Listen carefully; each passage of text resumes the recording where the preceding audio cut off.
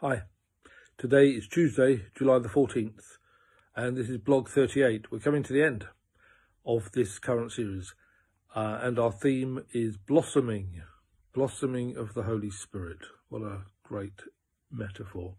And I'm reading the very last section of Matthew's Gospel, which I know is very familiar to you. Matthew 28, 16 to 20. Now the 11 disciples went to Galilee, to the mountain to which Jesus had directed them. When they saw him, they worshipped him, but some doubted. And Jesus came and said to them, "All authority in heaven and on earth has been given to me. Go therefore and make disciples of all nations, baptizing them in the name of the Father and of the Son and of the Holy Spirit, and teaching them to obey everything that I've commanded you. And remember, I am with you always, to the end of the age." Whenever I ask my mission students at college for a theology of mission in the New Testament, I can guarantee that they will quote Matthew 28. It's well embedded, Jesus' last statements, a command, a Trinitarian command to the early church to go and baptize. Interesting, this early reference to the Trinity.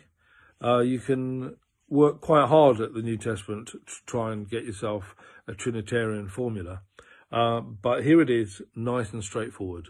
And it's the Trinity in which all baptisms are to be made, in the name of the Trinity, the Father, Son, and the Holy Spirit.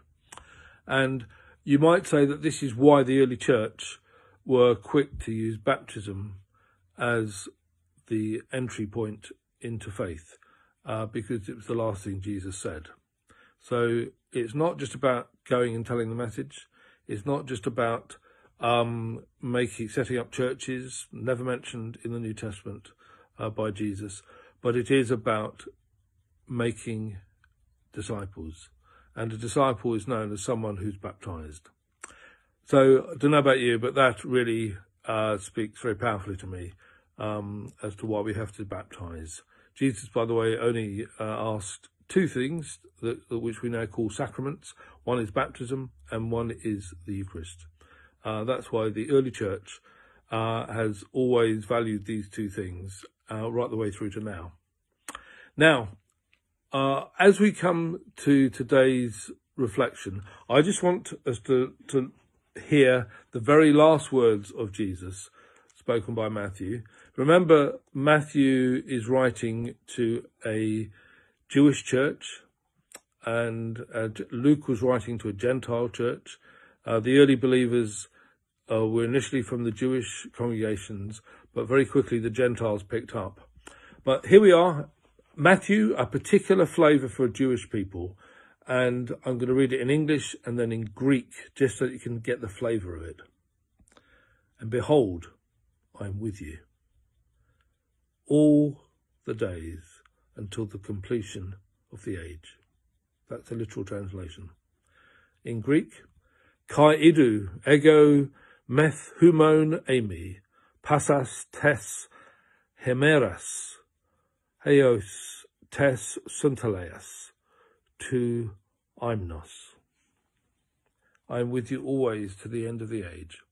Jesus is telling the disciples, it's a sad moment, but it's a glad moment, that he's going to be with them to the end of the age.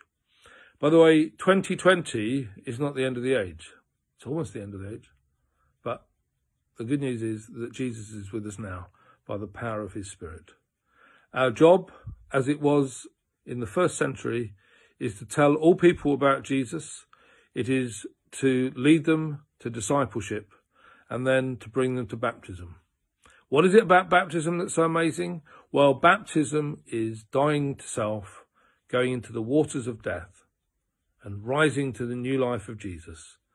And he will be with us to the end of this age.